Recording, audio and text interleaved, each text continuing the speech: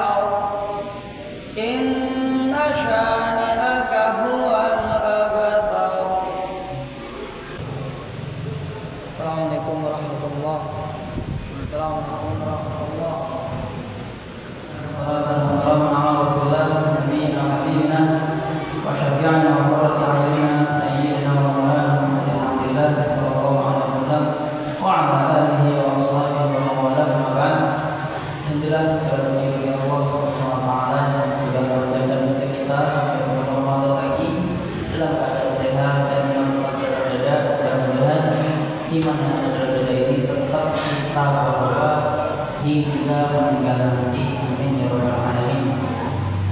Baik teman-teman sekalian, ada satu nasihat yang sangat indah dari ayahanda kita semuanya, yaitu Nabi Ibrahim alaihissalam yang Allah bilang dalam Al-Quran, "Yauma la yanfa'u malun wa la banun illa man atallaha biqalbin salim."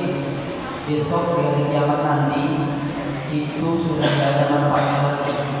Yang namanya harta, anak itu tidak ada manfaatnya lagi. Padahal dua hal ini di kehidupan dunia sangat manfaat untuk memenuhi cita-cita kita. Tapi besok di akhirat tidak ada manfaatnya lagi. Illa man atallaha biqalbin salim, kecuali yang datang ke Allah Subhanahu wa taala dengan hati yang selamat. Hati yang selamat kata para tafsir itu punya makna khusus dan punya makna umum. Makna khususnya selamat dari syirik, makna umumnya selamat dari sifat-sifat buruk.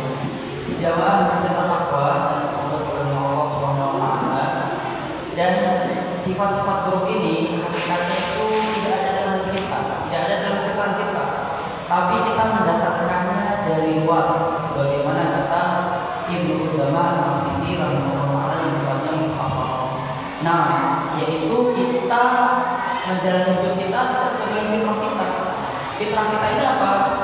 Rasulullah pernah bersabda, walaupun tentang adab makan, tapi maknanya dalam sekali. Kata Rasulullah, ma'akal takia, aku tidak pernah makan dengan cara bersandar. Apakah itu haram? Tidak. Nah, kenapa Rasulullah kok tidak pernah makan dengan cara bersandar? Innama ana 'abdu. Aku itu cuma seorang hamba, seorang sejak. Kalau kita berperilaku sebagai manusia, yaitu kita ini hanya seorang hamba Allah, maka insya Allah tidak bakal aneh-aneh. Nah, kata Ibnu Qudamah lagi, karena kita mendatangkan sifat dari luar, sehingga nanti muncul dosa-dosa yang banyak sekali.